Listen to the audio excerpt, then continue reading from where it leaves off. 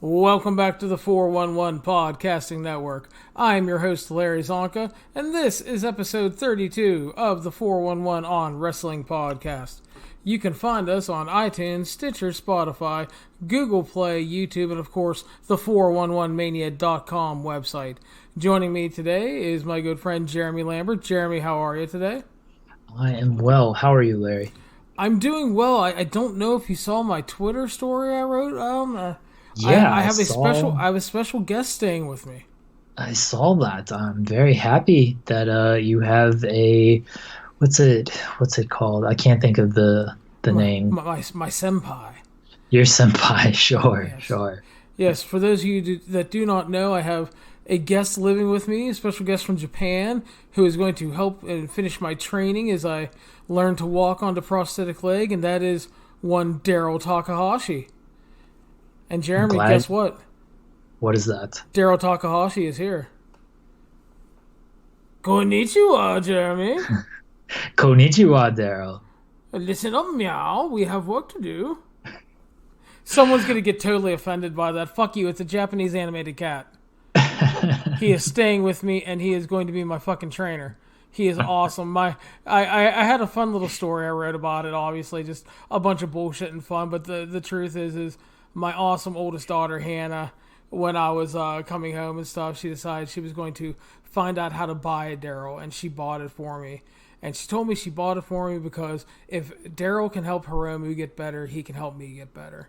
So she is absolutely the best fucking daughter in the world. Hannah is great, and I'm glad she has found you a new trainer to help you when you're not going to therapy, to train you around the house so you can get better, just like Hiromu. That's right, fucking slave driver, man, I'm telling you. Had me doing the exercises today, just bitching up a storm. You would have thought like Shibata was yelling at me, man. I was like, jeez. So, but no, good times, and we are back here on the Podcasting Network, Jeremy. We got some shows to review. We have ROH Best of the World 2019 and AEW Fyter Fest 2019. And two very different shows for very different reasons. And we will start off with ROH Best in the World 2019. And that show started off with a pre-show match, free pre-show match, which was Roosh versus Flip Gordon. Your thoughts? This could have been a main event, Larry, and ROH gave it away for free on the pre-show. Well, as we found out later, there was a reason for that. They just drilled that point so many times within the first 5 minutes of this match that I was like, all right, guys, we get it. It could have been a main event, and you're giving it away for free. Awesome. A main event anywhere in the country, Jeremy. That's right. Good match, a little bit underwhelming, all things considered, considering it could have been a main event anywhere in the world.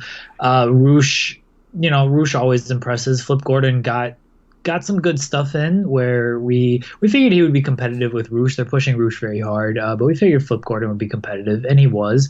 I don't know. It just never seemed to get out of that second gear for me, but it was still good overall, and the right man won.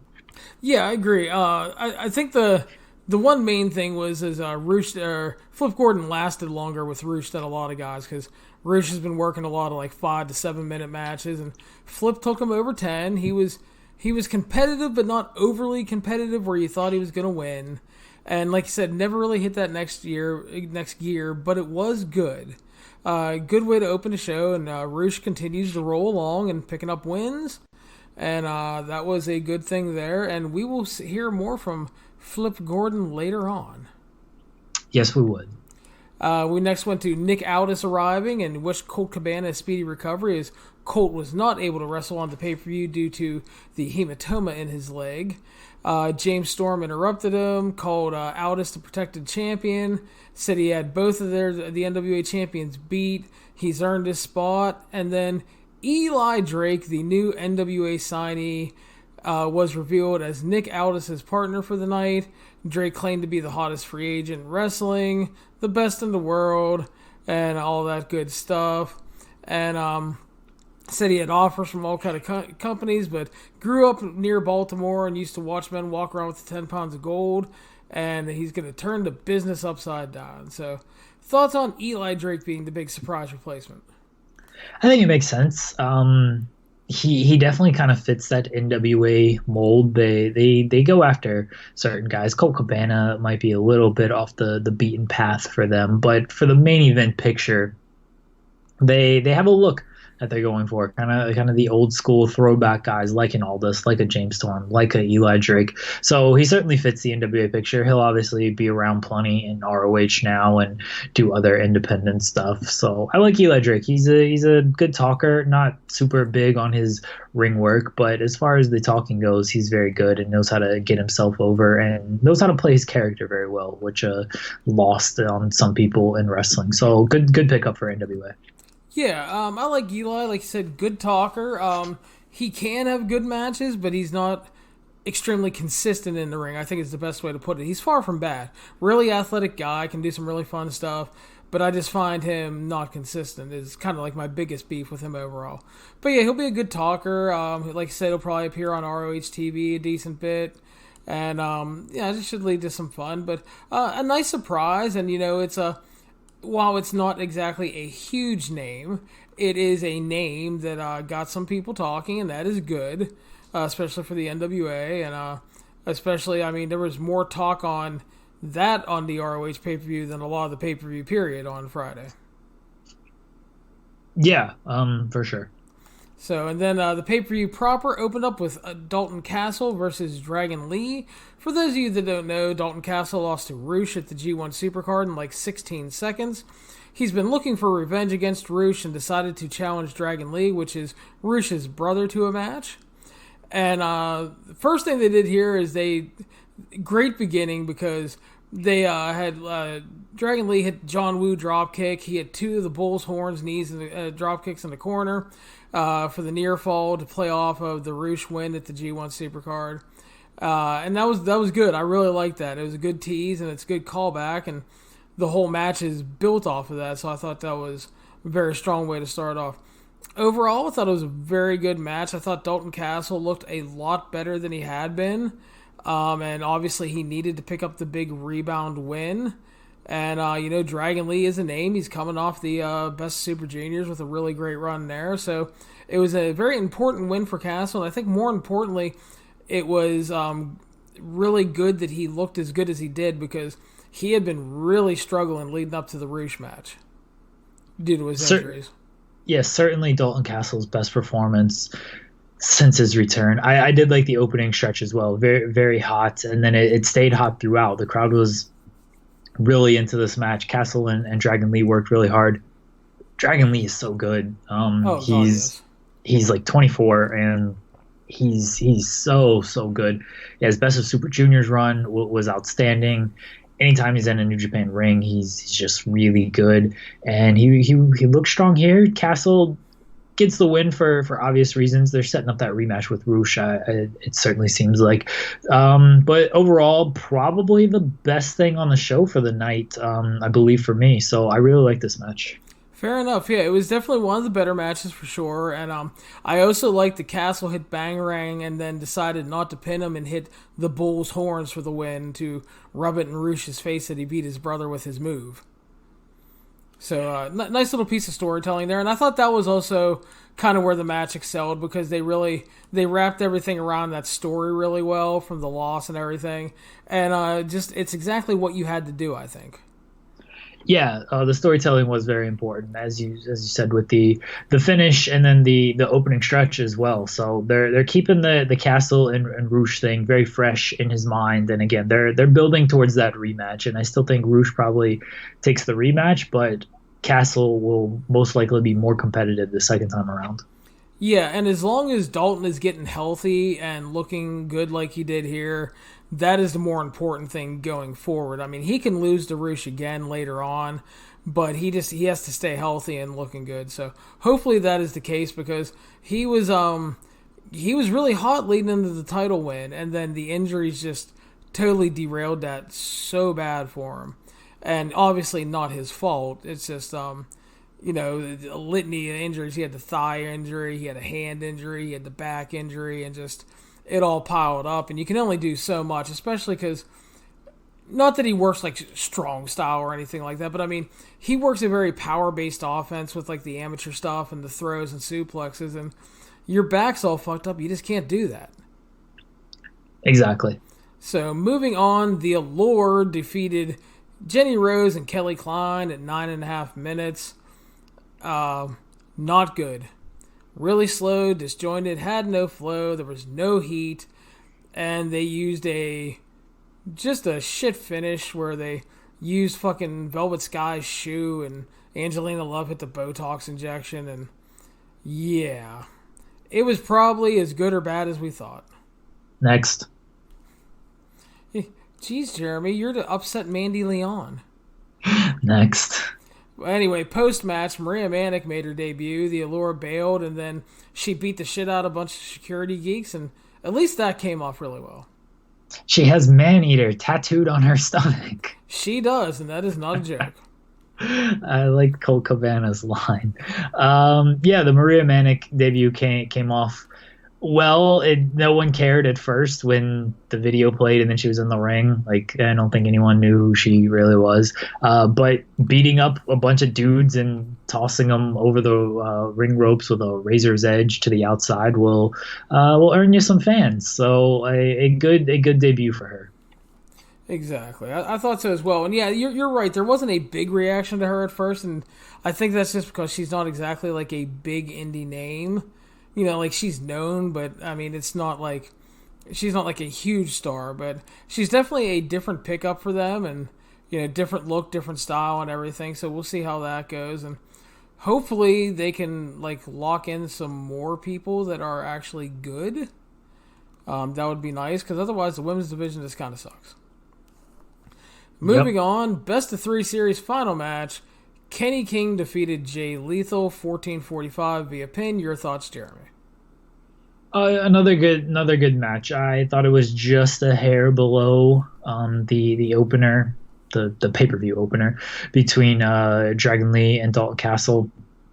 But Jay Lethal is always good, always going to give you a solid workman-like performance. Kenny King, not a huge fan, but he can step up, especially when he's working with a guy like Lethal. And King's win came off like a very big moment, and I think that was a good sign as well, because I mean, they're building towards Kenny King and Matt Taven for some reason, and that's probably not going to be good, but at least they're trying. I will give them that. It's kind of the same thing I say about WWE is the Shane McMahon feud, not my favorite thing. Baron Corbin push, not my favorite thing. But what they do with these guys, they're doing well with them. It just feels like it's much like the Shane and Baron Corbin stuff. It's the wrong guy in the wrong position, but they're trying, and so I'll give them marks for that. And again, the match was good. They've been trying with Kenny King for years. Yeah, and it just never feels like it's working. But I mean, like you said, they are trying. They're in a position where they have to try. And I thought it was very good. I thought it was about on par with the Dalton Castle versus Dragon Lee match. I liked that they told the story again where they knew each other very well, were playing off of each other's moves, willing to try to one each other and steal moves and stuff like that, which was the story, especially at the first match they had on TV. And like you said, the crowd was into it. Kenny King picked up a big win. They tried to treat it like a big deal. And I thought that was the important part. Because, I mean, if you're going to put him over Jay Lethal, you have to make it feel big because, I mean, and I mean this in the most respectful way, I mean, they fucking verbally blowjob Jay Lethal on TV, and they should. You know, longest reigning TV champion, his world title runs and all that. I mean, he is like an ROH legend. So, I mean, you have to treat the win like a big deal. So now the important thing is they just have to actually follow up with Kenny King and make it worth it.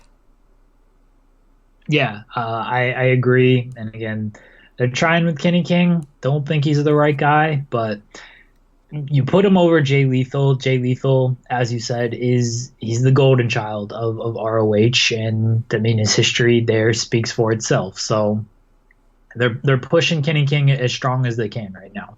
Yeah. Next up was a Pure Rules match, going back a little old school with ROH. Jonathan Gresham defeated Silas Young, the last real technician, in 1805 via submission. I thought it was a good match that played into the stipulation style very well. I thought they used the rope break rules really well. I liked Silas was a great dick here. which is like really his strength when he's working that bully role, which really works when you're working against a smaller guy like Gresham. But of course, Gresham's biggest strength is that fighting from underneath with all of his various grappling skills. And then in the end, Gresham was pulled in. He had pulled the ring skirt in with him. And that allowed Gresham to hit a fucking low blow on Silas Young to get some revenge and lock in the octopus hold for the win. This was a throwback to when Silas Young first beat him on TV, where he hit him in the back with the bell hammer and submitted him with the abdominal stretch. Thought it was good. I liked the finish because Gresham got revenge.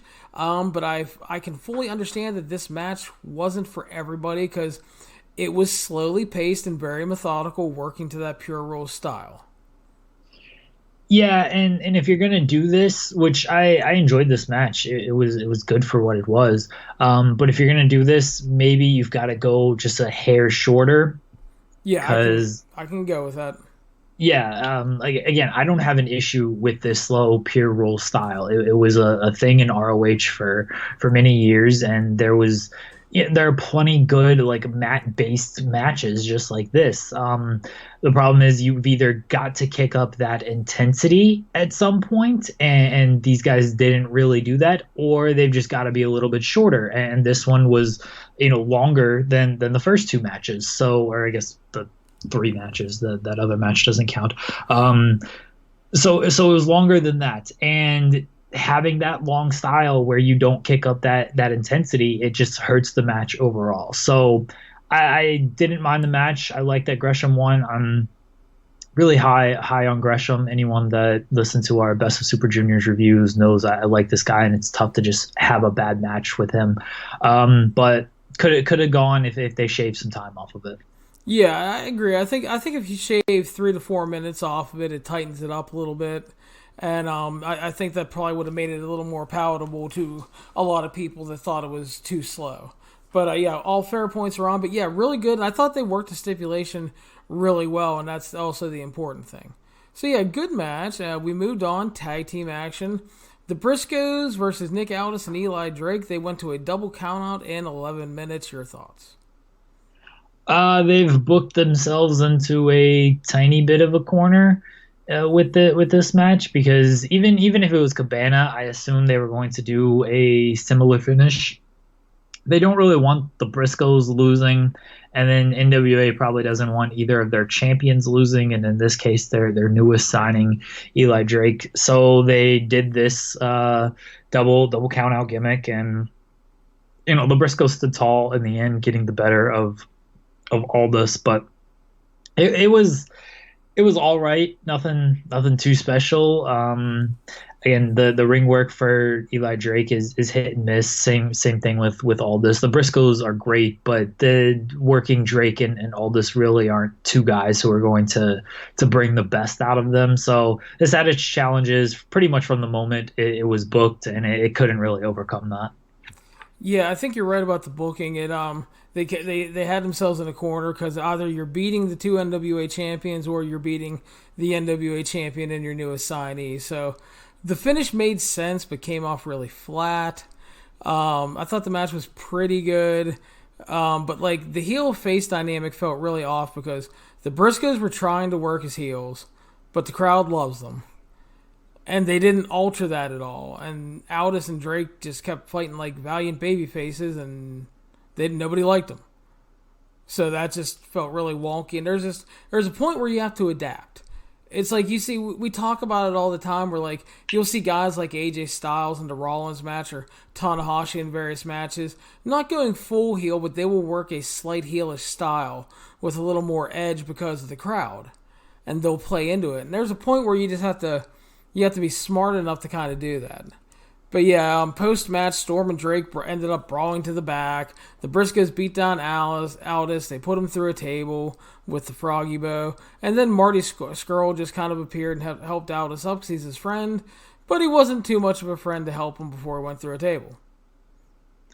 Yeah.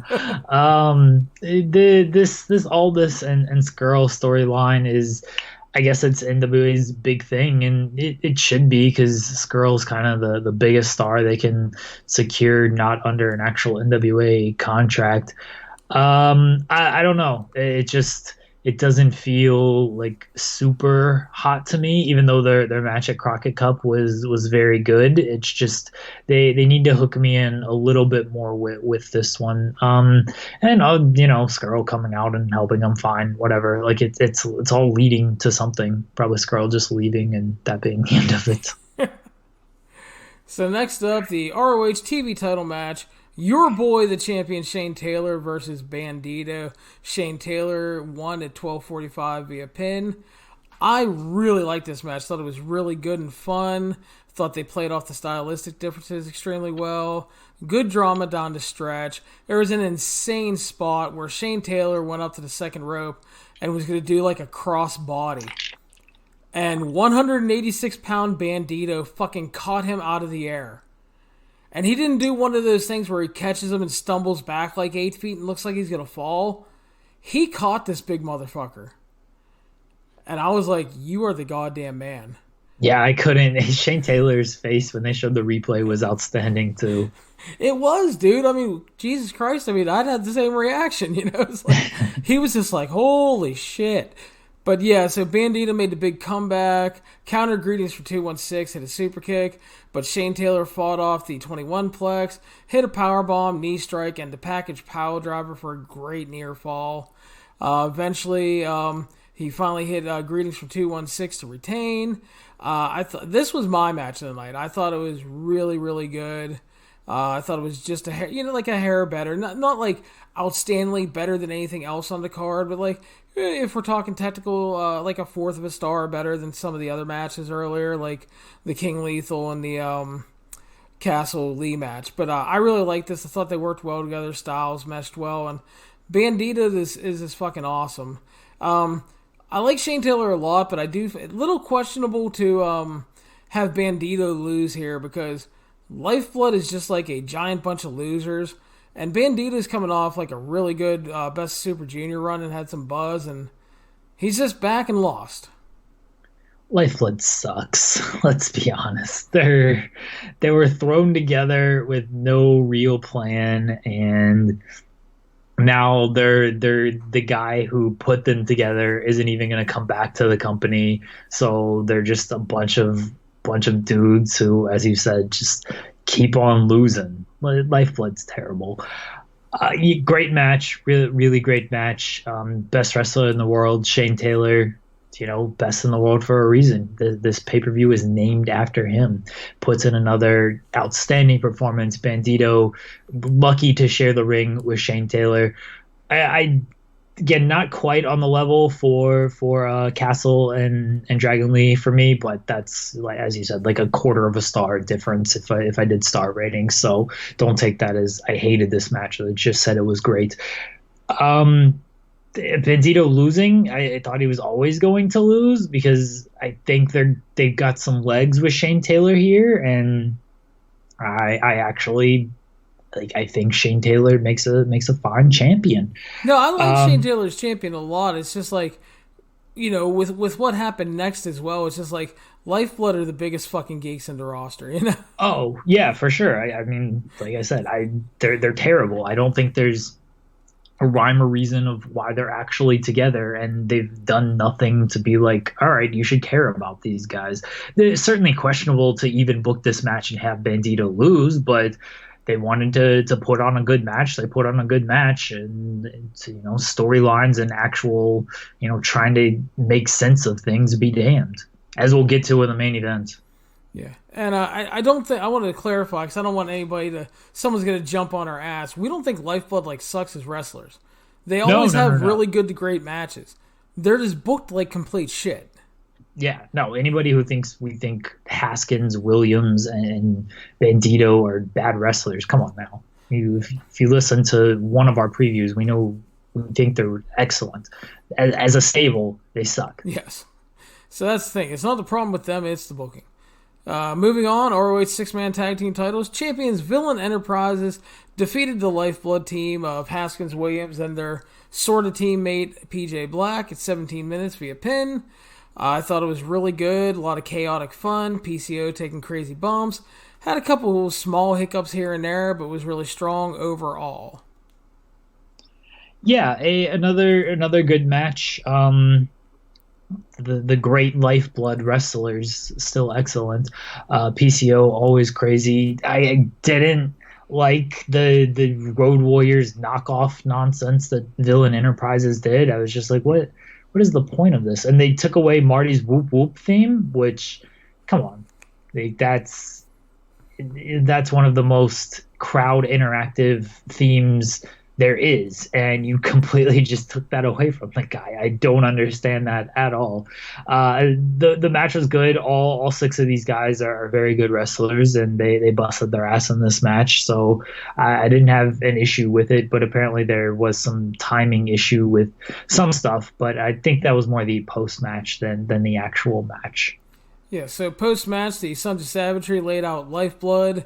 Bandito made the save until Bully Ray arrived and attacked him. He was going to beat him down with a chair, but Flip Gordon made the save with kendo stick, and Bully ran away.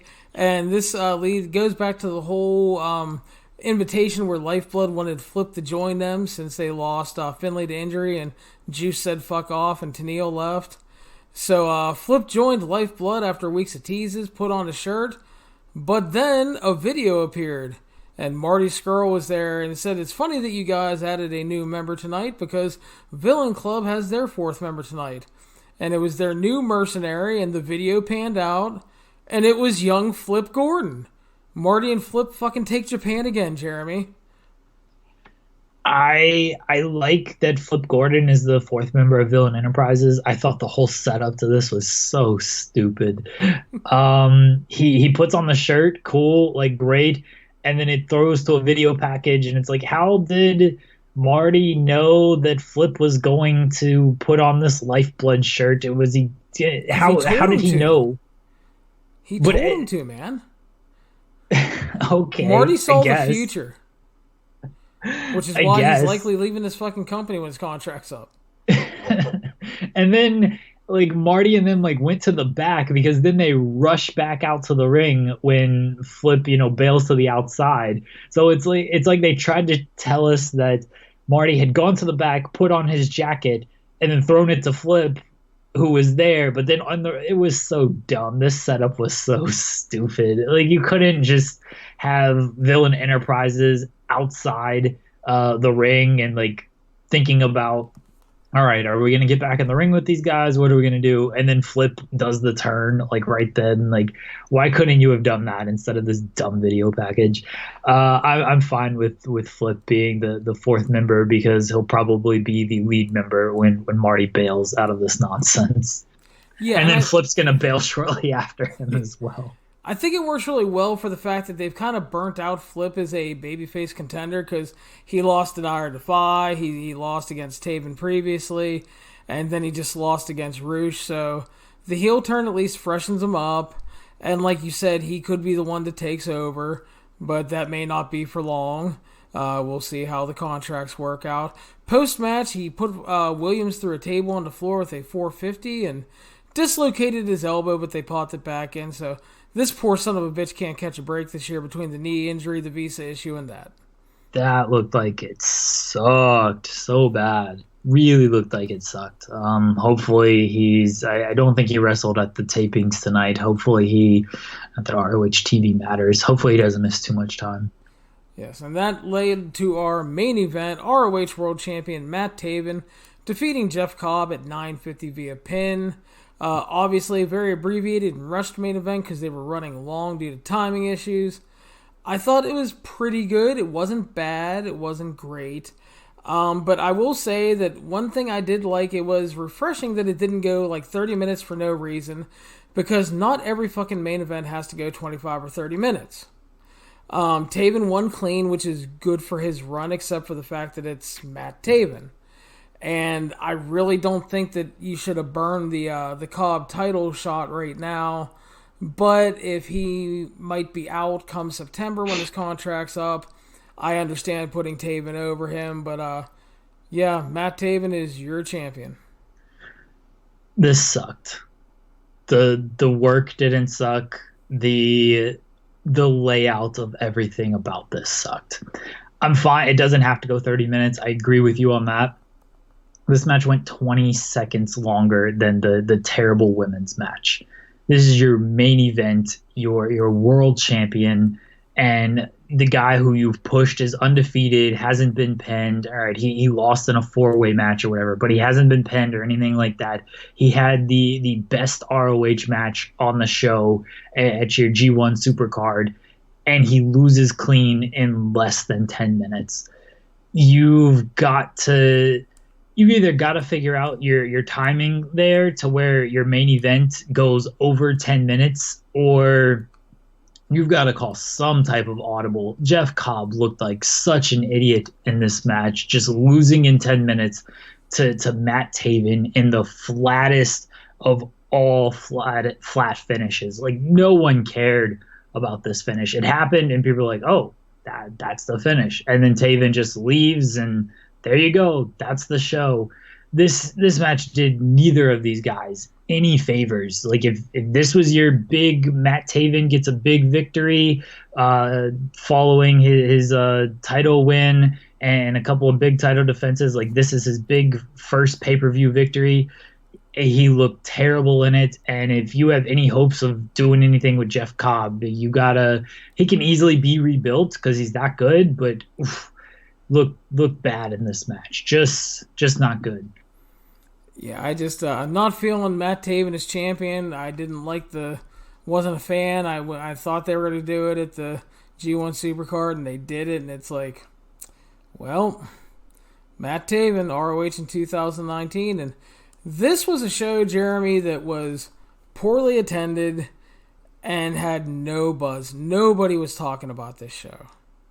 The show had no buzz. I feel like we're the only ones who did a preview podcast on a timely manner. I think the Voices of Wrestling guys had one like 24 hours before the show aired, maybe even less than that.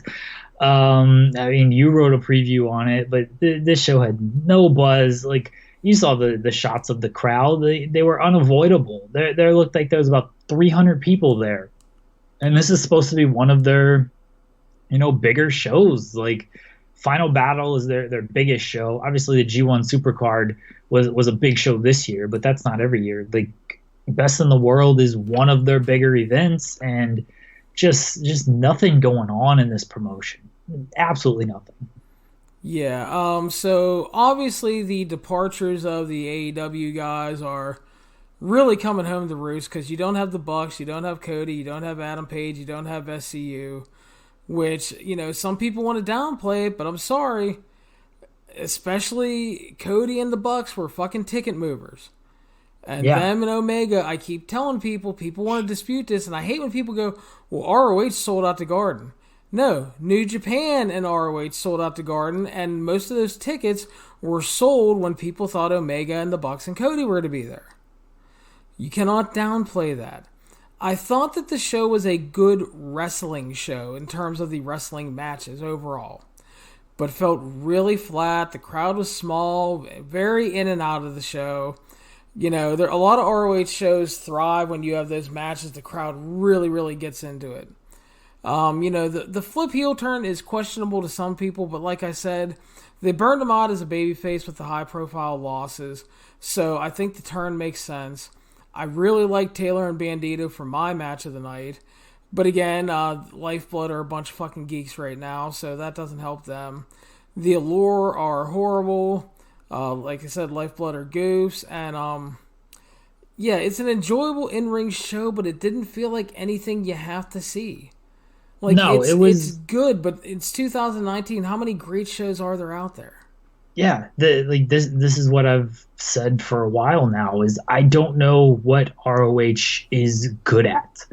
They're not the best in-ring product in the world anymore, like they could claim throughout the early 2000s and everything like that. That's not their bread and butter anymore. They're not entertaining on a level of WWE or AEW or even a company like Beyond or something, even like Impact. Like, Impact kind of has out of the box ideas that some of that stuff actually clicks and gets over. Like, they're not really a nostalgia company because they're not bringing back ECW. They're not booking Tommy Dreamer in their main events. I just don't know what they're good at. They're just kind of a wrestling company. And I mean, it sort of works, but they're just so all over the place, and they're so afraid to actually pull the trigger on something. Just try something different. I like it's almost like they have a fear because of Cody and the Bucks. Like they got so big, and ROH obviously played a part. Like they took on Cody after he had kind of a mediocre Impact run and was kind of just doing fine on the indies, but nothing like blow away or anything. I mean, they helped push the Bucks into the stars that they became. They did the same thing with Hangman Page and SCU. Like that's where Daniels and Kazarian really got big, and Scorpio Sky as well. And they pushed them to a level to where they ran their own independent show. They played a big hand in that. I mean, it streamed on Honor Club, and then they bailed. They were like, oh, well, now we got Tony Khan throwing us money. And it's almost like they're afraid of that happening again because they won't pull the trigger on a guy like Marty Scurll. They're still seemingly a little bit gun shy on a guy like Flip Gordon. They even seem a little gun shy on a guy like Roosh, who should have been challenging for the title at this show, because I think Roosh can leave at the end of the year. And so they're going with like Taven, who's not going anywhere because no one really cares about him. Like even Jeff Cobb. I don't think Jeff Cobb was ever going to win the title, but you brought it up on the preview, is they're not going to put the title on him because they're afraid of him losing in the G1. Why? Okada is going to lose in the G1. He's the champion of the company. He's going to lose in the G1. Well, then here's the thing too. The other thing is, if you don't want to put the title on him and because you're afraid he's going to lose in the G1, don't book the fucking match. Yeah, exactly. Book something else. And don't book the match. Go ahead. I was going to say okay, I'll go real quick. I was going to say, to your point about them being afraid, I think you're absolutely right, because, and the worst thing is, like, I really think they should have put the title on Marty, because he's not leaving until like August or September. He was fucking over. He was over huge. The crowd wanted him to win. Why not take advantage of the guy being that over and sell some merch and maybe sell some fucking pay-per-view buys?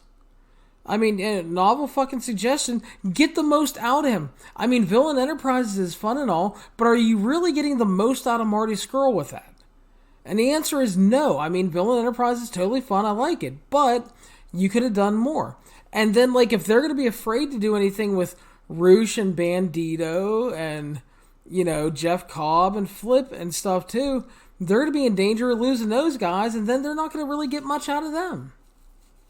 As I said with the Scurll thing back in April,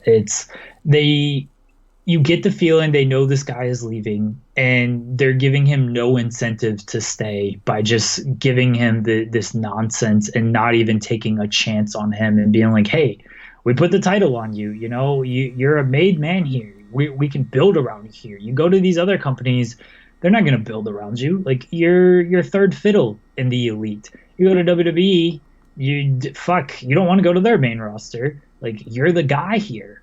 And you know, maybe that appeals to Marty and Flip and these guys, but they're not doing that. They're not telling that to these guys. They're saying you can be third fiddle here, or you can go to AEW, make more money and hang out with your buddies, or you can go to WWE and make even more money. And have some bangers in NXT and have a fun time.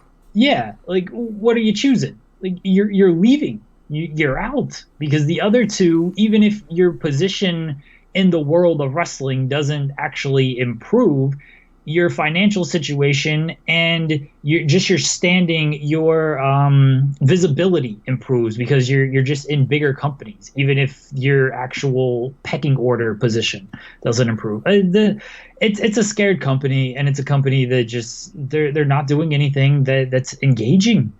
They took away Marty's whoop whoop theme. Okay, this company's dumb.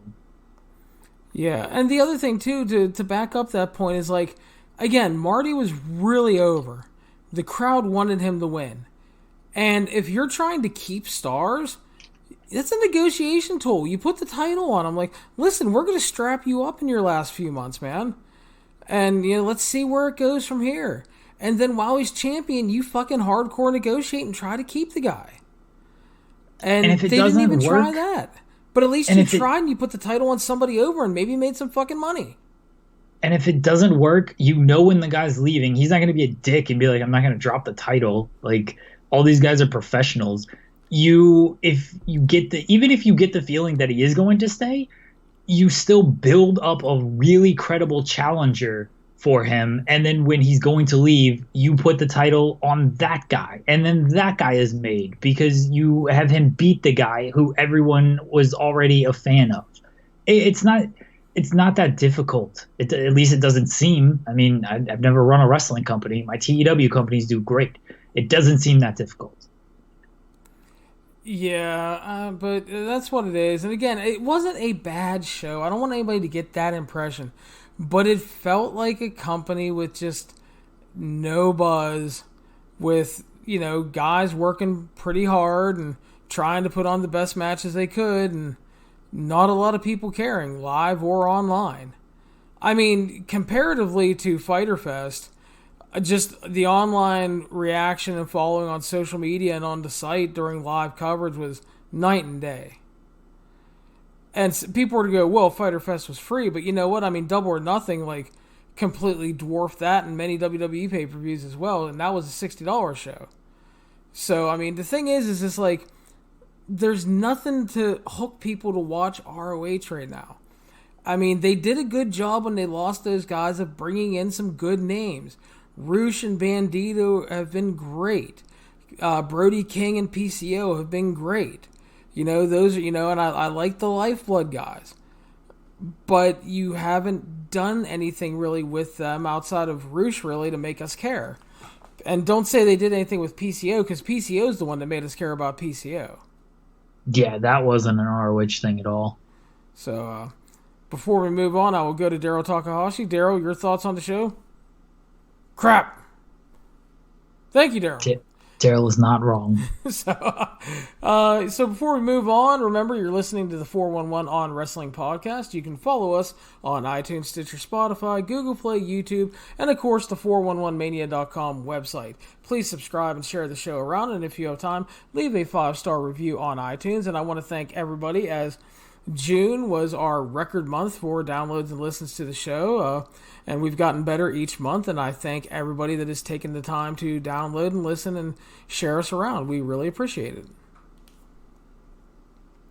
So, Jeremy, we spoke about, real quickly, AEW Fyter Fest, and we will talk about that show right now, and started off with the buy-in stuff. And before we kind of do all the buy-in matches, I want to say they need to fix the buy-in shows. They're not good. Because, you had a borderline great match to open this thing up with Best Friends defeating Private Party and SCU. Nearly a banger of a match. 16 minutes, Best Friends pick up the big win. Private Party got to really shine in their big debut. They were put in there with two teams to allow them to succeed. I thought they got over. I thought they looked great. And the crowd was into it, and they felt like the crowd at Double or Nothing. They were hot and into it. And then we moved on. But your thoughts on that opener first. Really, really enjoyed the opener. Private Party got a lot of shine, and that was good to see, because they were they were the unknown team in this match. Everyone knows Best Friends, everyone knows SCU. Private Party, and not really known on that big stage. This was their first big stage match, and I thought they looked really good in it. SCU always delivers. Best Friends are solid, and Best Friends picking up the win makes sense. It looks like they're headed for a match against Dark Order in some capacity, whether that's in the tournament or at the All Out for a bye in the tournament. Because since that's what they won a match to have a match to not have a match, some nonsense like that. But yeah, really strong opener. I really love this match. Yeah, and speaking of Dark Order, they did a tease post-match with a Dark Order promo. The Minions went around the ring after the lights went out. Then they disappeared, so they are continuing that from Double or Nothing, which I thought was a nice play, because you gotta You don't have TV right now, so whatever shows you have, along with your online content, you got to keep pushing your narratives along storyline-wise. We had some hilarity with the Bucks joking about bleeding money and not getting the private jets and gourmet food they were promised. The pool they were promised turned out to be an inflatable kiddie pool in the arena. Kenny Omega promised that he had him new gear for tonight, which we'll talk about later, but that he blew half the budget on him and they couldn't afford the models anymore. And then they replaced half the models with mannequins on stage. So that was fun. I like the Fyter Fest. I don't know if you've seen the documentaries on Hulu and Netflix, but as someone who followed that whole train wreck in real time and then watched both documentaries, I like these little jokes. Some people won't get them, but I thought they're cute. So we got that, and then this is where things went off the rails during the buy-in. Leva Bates and Peter Avalon doing their shitty librarian gimmicks arrived. And they just did a bunch of bullshit rambling on. And then Allie arrived. Because with no explanation, Kylie Ray was off the show. Who was supposed to face Leva Bates. They never advertised the Kylie Ray Leva Bates match. It was something that like ITV put out as a promotional thing, but AEW never like officially announced that match. So I'm not holding that one against them. That seems like it was a more of an ITV type thing where they kind of jumped the gun and then something seemed to happen. Well, fuck them, thanks. They made me write a preview for that match. That didn't happen, goddammit. So we had Allie versus Leva Bates. This wasn't good. Leva Bates is horribly slow and disjointed in her wrestling. She controlled way too much of the match. And due to that, it felt like a really shitty debut for Allie, who is actually a good wrestler. In my opinion, AEW should never have Leva Bates wrestle on the shows again. The gimmick is horrible, and they should never have the gimmick on the shows again. I don't even want to see it on Being the Fucking Elite anymore. Yeah, it's terrible. I don't know who thinks this is good. I read that like this was some sort of bet that they could get this thing over. If that's the case, they lost. And they should just give up now before it goes any further. It was really bad at Double or Nothing. It got even worse here. Leva Bates, fine character work. She does cool like cosplay gimmicks at indie events. Wrestling wise, not good. There's a reason why she was just blue pants and like lost quickly. Terrible stuff. And Allie didn't look good here either. She's facing Brandy in a couple of weeks. Like this was not a good win to try to build that match, and just really terrible stuff. And the worst part is I don't think it's going to get much better for Allie because she is facing Brandy next. Yeah, exactly. I mean, I know like good workers can carry not good workers to good matches sometimes, but I mean, Allie ain't a miracle worker, brother. No. And then we moved on to a hardcore match with Michael Nakazawa versus Alex Jabali. Jabali is the sponsor and the CEO guy for the event, and they had a hardcore match. It went 9 minutes and 10 seconds. Michael Nakazawa won. They did a bunch of weird comedy. They did a couple decent spots, and Jabali about killed him with a German at one point, and it was what it was. I know a lot of people really like this, but not for me. And again, it's like I can't imagine telling people about AEW and then for some reason they missed that opening tag. And then the first things they see after all this praise is Allie versus Leva Bates and Michael Nakazawa versus the video game guy. They worked hard. I'll give them credit for that. They had some good ideas, I thought. It's just Nakazawa is he's a comedy guy, and fine if that's going to be his role, that's going to be his role. And Jabali is not a wrestler, so what are you supposed to do? Again, they worked hard. They had good ideas. I didn't hate it, but because of those two factors. But at the same time, I can easily see why people were like, "This is stupid," and it most certainly was. But I won't knock the performances or the ideas of it. It's just it was almost a meaningless match that just kind of happened because they tried to do it last year and it didn't work out, and they want to give Bailey a match for some reason. Yeah, I guess as a thank you for sponsoring the event, but and the best part is, like you said, it wasn't like the worst thing I've ever seen, and it was at least better than the Leva Bates match. It most certainly was. So, and then Jim Ross arrived for commentary, and we moved on to the main show proper. Shima defeated Christopher Daniels 9 minutes 50 seconds via pin. Your thoughts, Jeremy? Good opener. Daniels is still great. Shima is still very good. I didn't like this quite as much as the tag team match opener, or on the buy-in show, or even the SEU OWE 6-man tag from Double or Nothing. But maybe it was just a little short on time, and they couldn't. 6 men can work a faster pace than two guys who are pushing 50. So, but overall, still good. And Shima gets the win back, which was kind of expected because he's got the Omega match in a couple of weeks. But good stuff. Good way to kick off the show. Yeah, exactly. Good match between two established veteran guys working a smart match, not overreaching. And I think the best thing is staying in their lane. They know what they can do, what they can't do. Smart match, everything worked, and again, Shima gets revenge for the Double or Nothing tag loss, and he picks up some momentum as he goes on to face Kenny Omega in 2 weeks. But yeah, good match to kick things off, and just a fun match between two veteran guys. Next up, we went ladies action. Rio defeated Yuka Sakazaki and Nyla Rose, 13 minutes and 15 seconds. I thought it was a good match and better than I expected it to be, actually. I thought Rose put in a really good and much-needed good performance because I thought she was just kind of there at Double or Nothing. She didn't do much to impress me at all. But she worked really hard here, did a lot of things I didn't expect, came off like a beast, ended up losing at the end when Rio cradled her out of the Beast Bomb, and yeah, just a good match again. Another good things. Show definitely turned around after the two shitty buy-in matches previous to it.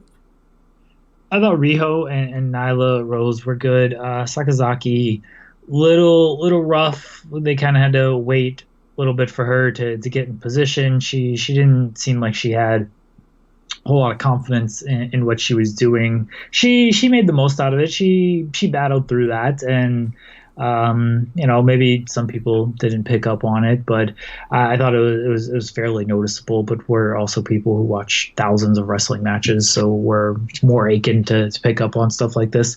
But yeah, overall good match. Crowd got into it, despite this being another match where on paper you're probably not going to know who these three ladies are compared to everyone else on the card. So they worked hard, and Riho and Nyla Rose, Nyla's going to be built around in the division, even though she took the loss here. She's still going to be an impact player in the division, and it seems like they're pretty high on Riho. I think it was only a three event deal, but I would be shocked if that doesn't get stretched out based on how she's looked on the first two shows. So good stuff here. Yeah, so we move on. MJF came out prior to the next match and was just in A+ dickhead mode, running down to fans and his opponents, said he was getting the W tonight. He was mocking all the gamers because they hate him. He then apologized and says, hey, we're not so different. I used to love video games too until I lost my virginity. And they hated him. So he does his job very well. He is just such a smug asshole in the best way possible. And, he looks like a douche wearing his little, his scarf and shit. It's just, it all works, And MJF is great. Yeah. And then I about died during the introductions because they're coming out and Jungle Boy comes out riding on the Luchasaurus' shoulders. And Justin Roberts says, introducing next, riding to the ring on Luchasaurus. And he wasn't lying. The Jungle Boy was riding Luchasaurus to the ring, and that is like an ongoing gag and being the Elite too, and it's funny. It's a throwback to Fale and Prince Devitt and even Nick Jackson and Cody Hall in New Japan.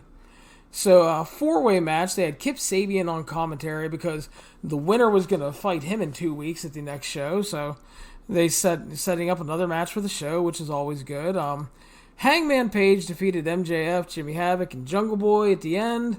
10:50. I thought it was very good. Adam Page pinned Havoc, saving MJF from the loss, and Jungle Boy from the loss. So I thought that was the right call. Not only Page winning, but Havoc losing. Jungle Boy just really good here. I thought he showed a ton of potential. I thought MJF got to shine a lot. Just like I said, he's an amazing asshole. I love the Jungle Boy Luchasaurus pairing. Hopefully they might be a tag team as well. I think that would be fun. But I thought it was very good. Page keeps momentum for his big match coming up with Jericho, and I'm sure he'll get a win over Kip Sabian next month, or in 2 weeks actually. And just very good stuff. Everybody got to shine, and finish made sense. Yeah, Page winning this was the right call.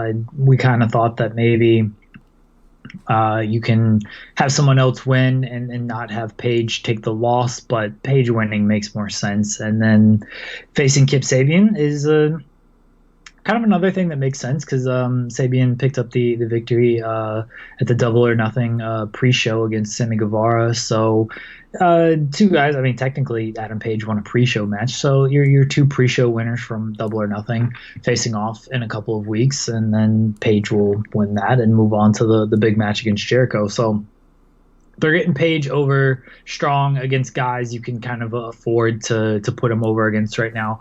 Jungle Boy and MJF certainly stood out for different reasons in this match. Jimmy Havoc, a little lost in this match, which wasn't to be too unexpected because this was not a Jimmy Havoc style match. Jimmy Havoc's not going to thrive in a rules-based fatal four-way. That's not his gimmick at all, and it showed, and there's nothing wrong with that. It was just almost like he was kind of there to take the fall, and I think that's a little bit unfortunate, but that was his role in this match. But overall, more good stuff from AEW.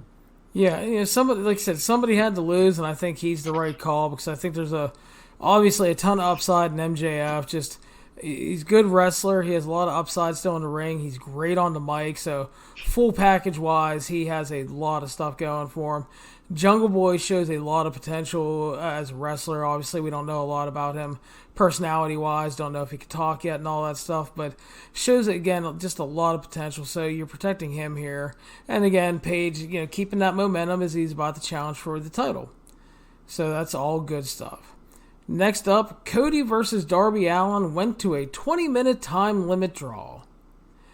And I really liked that they did the draw here. First of all, I thought, I bag on Jim Ross a lot in the last few years, but I thought Jim Ross was really good here in how he put over Darby Allin. He was almost doing like his the Mick Foley level of selling he used to do on Raw in the 90s, just putting over Allen's resiliency and lack of not wanting, the fact that he won't quit and all that.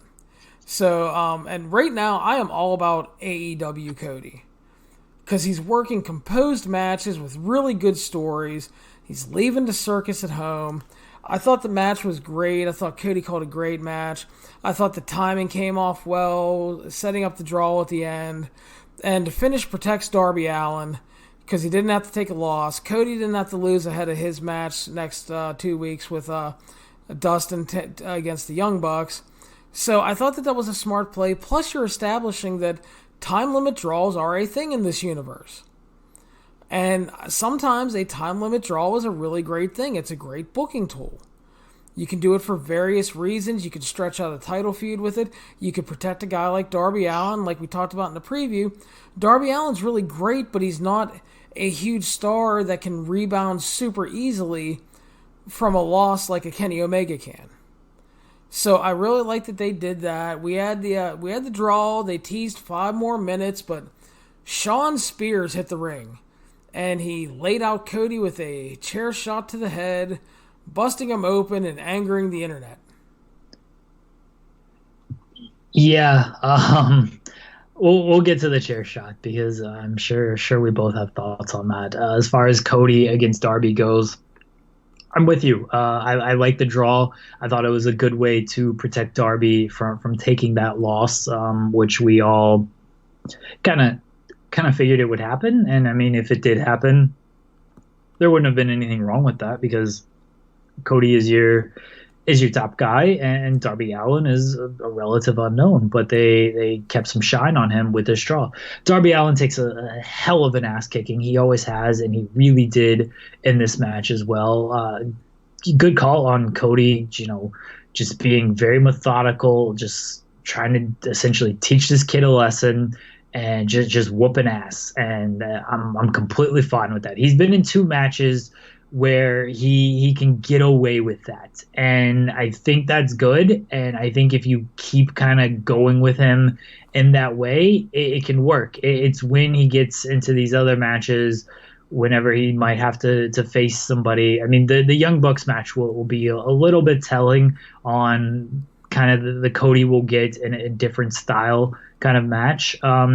But right now, I agree with you. I like this version of Cody Rhodes. And no problem with the finish. It was timed out well, as you said. And then we got the chair shot. So what did you think of this? On one hand, I think taking unprotected chair shots to the head in 2019 is pretty stupid when you know all the shit that you know now. But on the other hand, I mean, number one, Cody's a grown-ass man. He can make his own decisions. Number two, it had the desired effect because we don't see it a lot anymore. And, when he hit him and he went down and he was bleeding, I mean, the crowd reacted really well.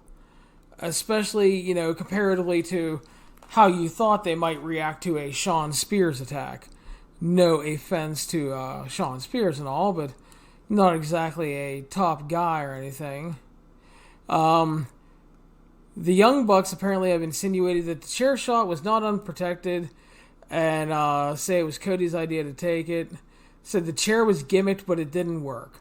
Tony Khan says that he can't go into Then it was details. Unprotected. Yeah. But they got the doctor right away. Something went wrong. You could build the safest airplane in the world, but if there's pilot error, there's pilot error. They'll address it soon. So, the pilot crashes into Cody's head, then the plane is still going to explode. Yeah, I mean, I think it's stupid, but I thought it came off really well. And I mean, if Cody wants to take unprotected chair shots, I don't care if the chair's gimmicked or not. I mean, that's his choice if you want to make poor choices. I mean, I don't really know what to say. I'm not going to get, super up in arms about it because, I mean, again, he's a grown-ass man. And if you're going to make poor decisions, that's what you're going to do. And hopefully he didn't get a concussion. Hopefully he's fine. Apparently he got 12 stitches and says he's okay, but, we'll see what happens. But hopefully it's not a regular thing. Definitely. I don't want to see that at all. But I think if this is something you do, you do it now and then you never do it again, and then 18 months later, someone busts out one with a properly gimmicked chair and it's safe and everything. And, I think it can have an impact, but it's just not something I want to see on a regular basis. It's, first off, don't do it. Don't take these chair shots to the head. I understand he's grown and he can make his own decisions. It's a poor decision. It's simply a poor decision. We know too much about the brain, and we have a history of just knowing what this stuff leads to. So don't even put yourself in that position. I agree that for the effect, it worked because we don't see it that often. And when you do it on a show like this, it causes a big reaction. The crowd was definitely stunned. They definitely made it into a big deal. I mean, Jim Ross was on the air openly talking about CTE, and talking about concussions and this stuff. And I've seen some people theorize that, maybe this leads to how AEW can say, oh, that we're banning chair shots. And, okay, at least you get a little something out of it. It's still just, it's it's unnecessary. It's very, very unnecessary. No one's going to think differently of you if you get your hand up, or if you just don't, if you don't need this as a vehicle to push a storyline of, well, this is why we're banning chair shots. No one's going to think different. They're gonna be like, yeah, well, good. Fucking unprotected chair shots to the head should be banned. Just don't do it. It's dumb. I hope to never see it again in AEW, even 18 months from now, because these guys are smarter than that. The style nowadays, with the risks they take, you don't need to take unnecessary and unforced risks like this. Like, all right, you want to do your dives and shit off the ropes and stuff, fine. Like, you're taking a risk, but we've seen people do this stuff safely for years, and you do it in every match, and it's okay. Like, this is just something that you don't need to do. So don't. You don't need to do it. It's not hurting anybody if you don't do it. So don't do it. I hope to never see it again. I don't want to see anybody just take an unprotected chair shot to the head. Anybody. And Cody seems like a nice guy, and I would like him around for a longer haul. Yeah, and it makes sense. And again, I don't want to see it become a regular thing anymore, because it's, like you said, we know too much. But again, like I said, it's like adults are going to make poor decisions from time to time, and chalk it up to a poor decision to try to get his friend over, because I honestly think, really, despite what they're going to say and try to cover up with it was supposed to be a gimmick chair or whatever, Cody actually has always said he owes a lot to Shawn Spears from like their time in OVW and stuff, and I think he was just doing something risky to help his friend, and that's admirable, but again, like you said, a poor choice. Sure, take a cane shot to the head or something. Like, you can gimmick those a lot easier than you can gimmick a chair. Even a trash can is much easier to gimmick. Like, those steel chairs they're just a little bit tougher to gimmick, especially if you're not going to get your hand up. Like, the trash can, Moxley took one at the end of the show, and yeah, he got his hands up, but do something like that. They're easier ways to protect yourself if you want to take an unprotected, like, weapon shot to the head. It doesn't have to be a steel chair. You can get laid out the same way with a Singapore cane or something, or a baseball bat. Do a baseball bat. Worked for Eddie Edwards. Got him over. Got Sami Callihan over. Fair enough. So yeah, that was that. Angle came off obviously really well, and I guess eventually that might possibly lead to Cody and Shawn Spears at Double or All Out. Yeah, I would have to imagine that's at All Out. And they set that up nicely on a Road 2 show where Cody was like, yeah, he's a player coach, solid guy. And the other he's a good guy hand. was, yeah. So that's fine. They're telling stories. Cody Rhodes and Shawn Spears doesn't, like, light my world on fire or anything, but they've set it up nicely. Doesn't light my world on fire either, but I will say it has two things going for it right now. Number one is, like we said, AEW Cody has been really great so far. And number two, a couple things actually. Number two, Shawn Spears is going to bust his ass to prove people wrong, to show that he can go. And, number three, again, Cody working with his friend, trying to pay him back. It's not the same as working with his brother, but I think it'll be a match that he does everything he can to help his friend. Because, again, he took a fucking unprotected chair shot to the head to help him out tonight, so I'm sure he will do everything with him to have a great match. So I actually have high hopes for the match. I don't think it's going to be, like, as good as Dustin and Cody, but, I mean, I think they could probably do some really good stuff. So, but we'll see, and we'll see how they continue the build to that. And pretty interesting turn of events. Yeah, I like it. Again, like I said, didn't have to do the chair shot, but I liked it overall. So we moved on to the quote-unquote official main event of the evening, because the last match was unsanctioned. Kenny Omega, Matt Jackson, and Nick Jackson defeated the Lucha Bros and Laredo Kid 20 minutes and 20 seconds via pin. Daryl Takahashi, what did you think of the match? Many moves with a Z. Very good. Yes. Moves with a fucking Z. And I say that with a term of endearment because, listen, man, it's the Lucha Bros and the Bucks, Kenny Omega and Laredo Kid. You knew these dudes were going to work a great little fucking sprint. Lots of action, lots of super kicks, some dives. And I think they gave you everything you wanted here. It was a great high-octane sprint, tons of good stuff, tremendous pacing. Thought everybody got to look really good. The crowd loved it. Laredo Kid got to shine in front of a big audience. And the other thing to where this thrived is completely different than anything else off the show in terms of pacing and action, especially coming after Cody and Darby Allin, which was a more methodically laid out match and telling a deep story. And then you have this match coming after that, total change of pace. And while it's nothing revolutionary, and some people I can understand may feel like desensitized to it, it stuck out in a good way and completely did its job. Thought it was great. I didn't have a problem with it. I mean, you've got the elite guys against Pentagon, Phoenix, and Laredo Kid. What were you expecting in this match? Catch can wrestling. Yeah, it was going to be I'm sure there's a better word, but it was going to be a vanity match. Like, this whole show was a Kenny Omega vanity show, and like that's why he stuck around after this match and like made sure to hug everyone, because this was his design. That's why they came out in their Street Fighter get up, because like this is his baby right here, and it was his time to shine. And so he was going to make sure his match had plenty of shine in it. And that's why he booked this match to where, all right, I'm wrestling with the Young Bucks. Everything they do is great. I'm wrestling with Pentagon and Phoenix, and pretty much everything they do is great. And the crowd loves them. And the crowd, like, they were into the Sierra Miedo stuff, like, all match. And that's a testament to Pentagon. And then Laredo Kid, it's supposed to be Pac.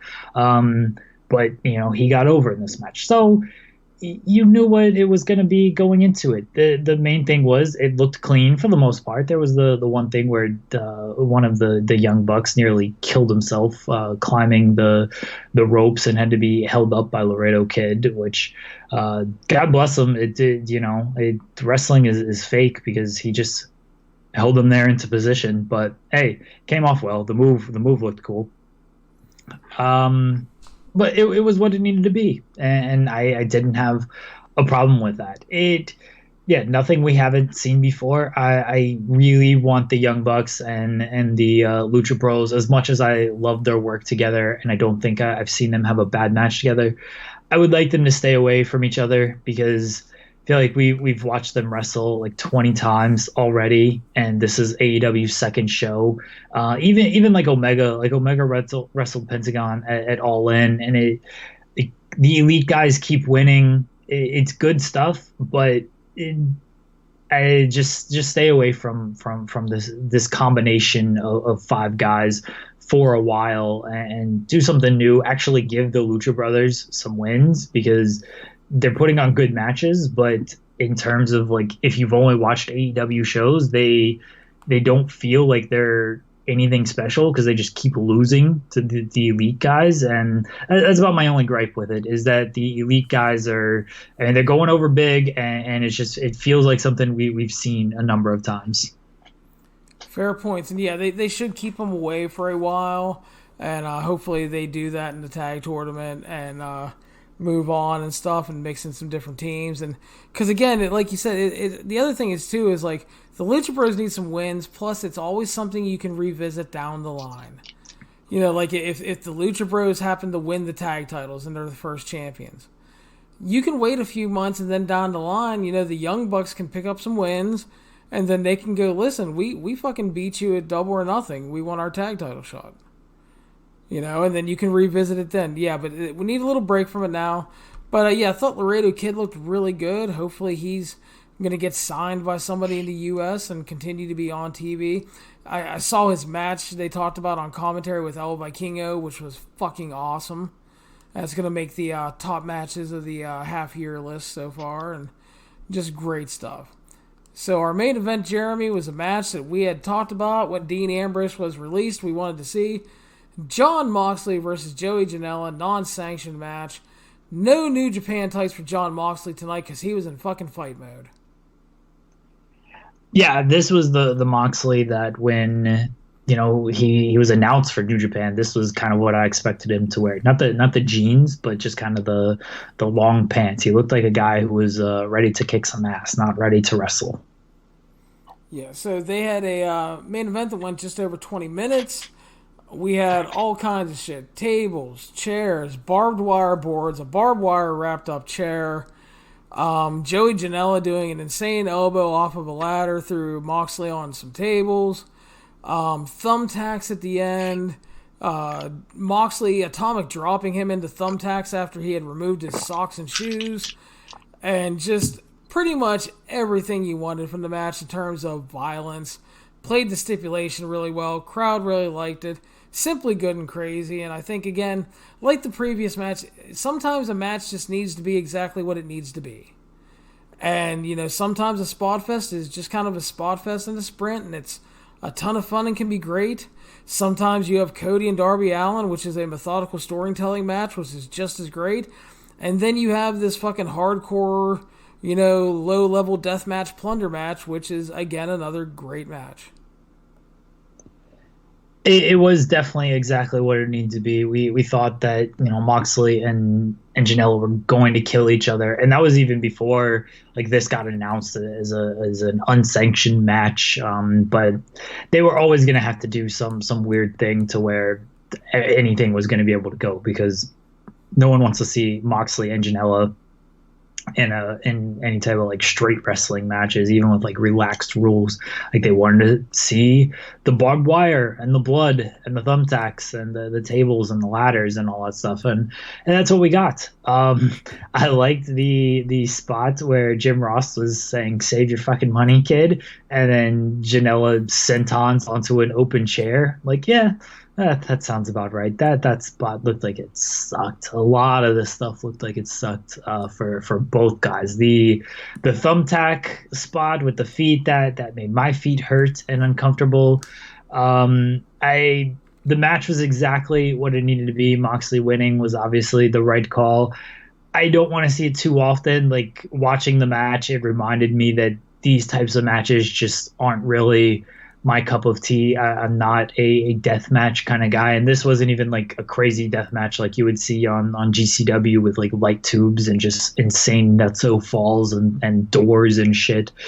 This was even toned down from that, but it's just not my cup of tea watching guys get thrown through barbed wire and thumbtacks. And I'm also just not a fan of all right, I'll beat you up for a little bit and then give me 5 minutes to set up this next spot here. And then, act like you're still hurt and stuff. I don't like that whole pacing thing of setting up the next spot and then doing it and then taking a break to set up the whole thing just isn't my cup of tea. But for what it was, it was what it needed to be, and it was enjoyable. I can see how plenty of people liked it.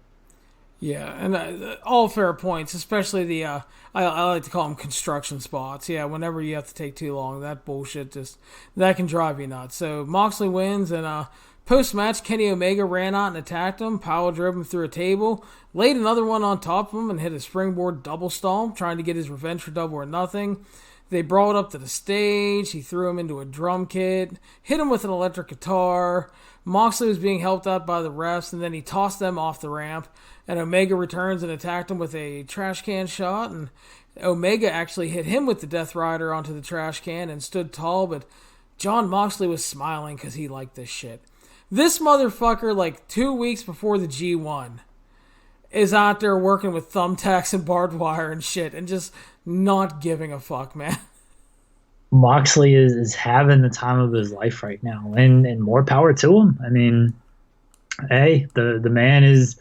We saw it in New Japan against Juice. You can just tell he's got a different energy about him now, and he's allowed to kill guys again. And I think that he's allowed to kill himself again. That's what appeals to him. So get more power to the guy. Yeah. So overall, I thought it was a pretty great show. I thought, just kind of running things down, I thought the opener, best friends get momentum. They teased the continuation with the Dark Order, and Private Party got to shine, which was the important part. Allie's match was bad, but she won ahead of her match in 2 weeks. Shima won, getting revenge from Double or Nothing, getting momentum ahead of his match in 2 weeks. Rio picked up a good win. Hangman Page, and more importantly, I think Nyla Rose had a really good performance, let me say that. Adam Page, again, continues momentum, while MJF and Jungle Boy had plenty of time to shine. Cody and Darby Allin was great. Darby Allin, I think, gets a lot out of not losing and taking Cody to a draw. The only fear I do have with that, though, I will say, is that I'm hoping people remember his performance more than the chair shot post-match. Because I think people are going to reflect on that too much, unfortunately, for whatever reason, whether they thought it was just awesome or they thought it was the most horrible thing in the world because it was an unprotected chair shot. But I think that, because I know a lot of people, I saw a ton of people just shocked at how good Darby Allin was, which unfortunately shows how many people don't watch Evolve. No offense, but again, I think he's going to be WWN's biggest misstep because of what they didn't do with him.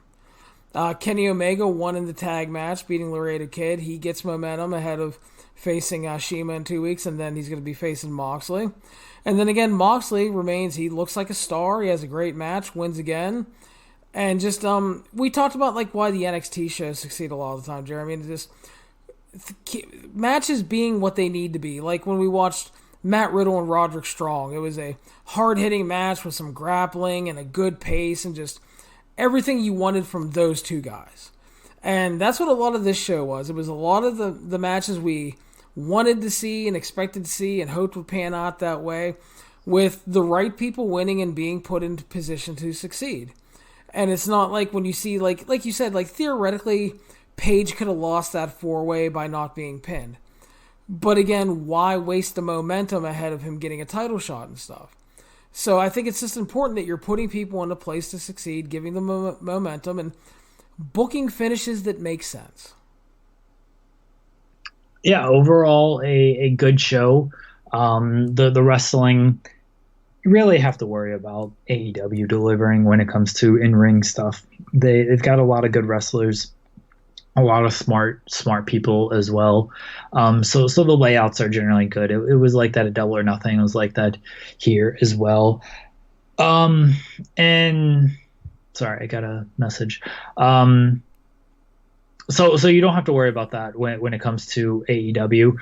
The couple things that I didn't like, once again, the camera cuts and stuff. You got to catch these dives, and I know it can be tough. But they missed a couple, and this is stuff that they'll get better at with time. But you got to catch that stuff. The two post-match attacks. I didn't necessarily have a problem with them. They felt very similar in what they were trying to accomplish, though. You've got your established star giving a lot of shine to the unestablished star, and it seemed like it should make the unestablished star a bigger deal, but that's immediately taken away by another guy coming out and fighting with the established star, another established guy fighting with the established guy. So at the end of it, you kind of lose a little bit something with, in this case, Darby Allin and Joey Janela, because the brawls between Cody and Shawn Spears, not that was a brawl, but the angle between Cody and Shawn Spears and the angle between Moxley and Omega were the overshadowing things there. And so I hope that Allin and Janela aren't forgot about because of that. And I will give AEW the benefit of the doubt and say that they will be able to still pick up the steam with those guys. But they're building the guys that they feel they need to build around, and that's what that's what you need to do as a company. You need to establish your top guys. There, like it or not, there's a pecking order in wrestling. 50-50 does not work. Guys have to win and guys have to lose, and the top guys got to feud with the top guys and establish that pecking order. They're doing that. Hangman's going into a title shot. Cody is obviously, the elite guys are obviously their big stars. And Moxley is their big star. And they maybe see Shawn Spears as their big star. They've got the young talent. I can see the complaint of, it's just the elite guys and ex-WWE guys. It's true. I mean, I don't know what you want me to say there. It's very true that that's who they're building around, and that can be a little, they're gonna get some blowback for that, and I think some of it is deserved, because it's their promotion, and then it's ex-WWE guys, so they're not technically like building anyone new, but they are building people new with the Allen and Janela stuff. It's just important to remember, and MJF and even Jungle Boy, like it's important to remember these guys and keep it going, and not have them kind of get lost with the overshadowing with your Moxleys and your Omegas and your elite and WWE guys like that. And I think, again, all fair points. And I think the other thing, too, to remind everybody about, too, is that, again, they did a lot of good jobs of, Darby Allin got a lot of shine for that match. Private Party got a ton of shine and were over like crazy in the opener. You're giving the Best Friends credibility with another big tag win. Nyla Rose had a really good performance that she needed tonight. And so things like that, too, I think you have to remember that, I mean, there are other people. I mean, it's going to take time. They don't have weekly TV. We've had one pay-per-view, and we've had this show. Then we're going to have another show in 2 weeks, and then All Out. And that's all before TV. It's going to take some time. And unfortunately, you can't just do a bunch of 50-50 booking, and you can't put everybody over right away. Like I said, there is going to be a pecking order, and you have to establish stars. And you're going to have to use some established stars like a Jon Moxley and a Chris Jericho. And you're going to have to play off of that. And then hopefully when you get to TV and you have a buzz and you have attention, hopefully there's enough people watching that when you start building your MJF and your Jungle Boy and your other talents like that they start picking up. So again, it's a process. AEW, again, far from perfect. We talked about, like, you need to fix the buy-in match stuff. I mean, that tag match was bordering on great. But the Leva Bates match was not good. The hardcore match, I really wouldn't have aired. I understand why they did it because of Bayley and all. But, I mean, the Double or Nothing pre-show wasn't exactly great either. You've gotta sell on these pre-shows. Like, it seems like they're just trying to like get people on the shows for the sake of getting them on the shows, just to make everybody happy. Like, all right, let's get these guys on the shows because we didn't have a main roster spot for them.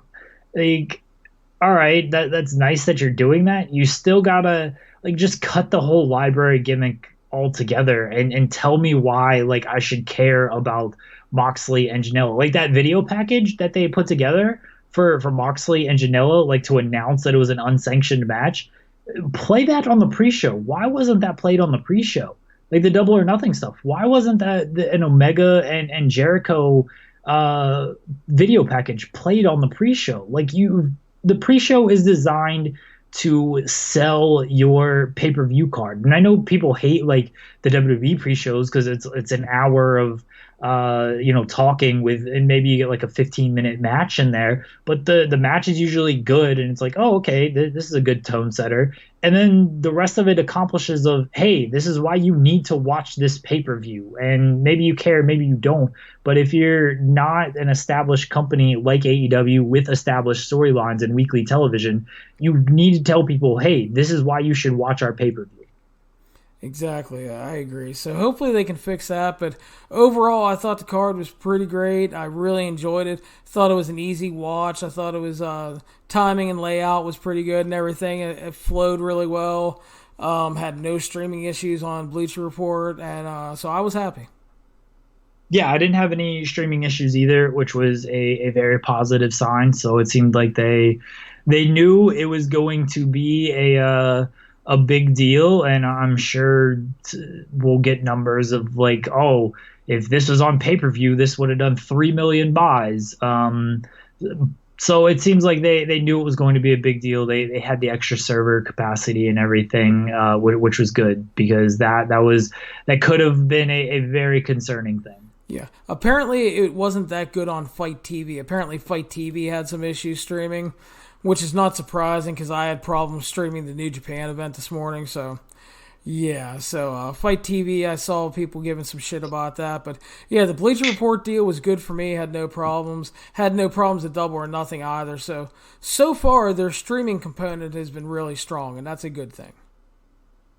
Yeah, AEW 2 for 2 on these shows. They got another show in 2 weeks that the blood money advocates are undermining, as it's a charity event, and then All Out, and then television at some point. So it's getting, this Fight for the Fallen show, I'm kind of expecting it to be similar to Fyter Fest, where it's just kind of a good show, some good wrestling, some storyline advancement, but then it really picks up for AEW. And I think that's the important thing right now, because like you're given 2 free shows, and I really enjoyed this one. And I think that the next show has to be a lot like this one. You have to give us some good to great wrestling. You have to put people in a position to succeed and build to their next match. And you need to continue the stories along. Because right now, this along with the good videos they're posting, like the little Road 2 videos, this is their strongest conduit to try to win fans over and to hopefully have another successful pay-per-view buy rate. Because for them, a pay-per-view buy rate is still an important thing.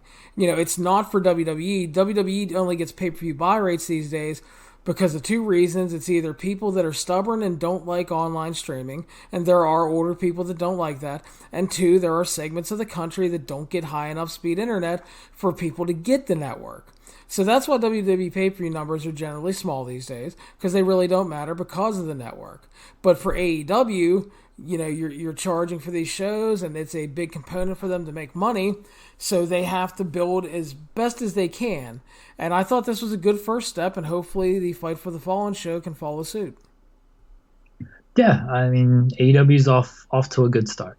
I think so. So that'll wrap us up for today. We'll be back later this week and preview the G1 in Dallas and talk about Slammiversary, and it'll be a good time. So this is the 411 on Wrestling podcast. You can follow us on iTunes, Stitcher, Spotify, Google Play, YouTube, and of course the 411mania.com website. Please make sure to subscribe and share the show around. If you have time, leave a 5-star review. And Jeremy, thank you again for your time, buddy. Of course, yes, we have Impact to talk about next time. That's right. So we will get excited. Yeah, it actually looks like a good card, man. Impact does put on good pay-per-view events. Right. I'm just giving them a hard time. It's still Impact. 5 people will attend. They'll tell us it's the greatest pay-per-view ever, and then they'll do nothing to really follow up. Then they'll air commercials for 30 minutes on Pursuit. Fucking Pursuit, man. What a piece of shit. So we'll talk to you guys later. Thank you for reading, and have a good week, everybody.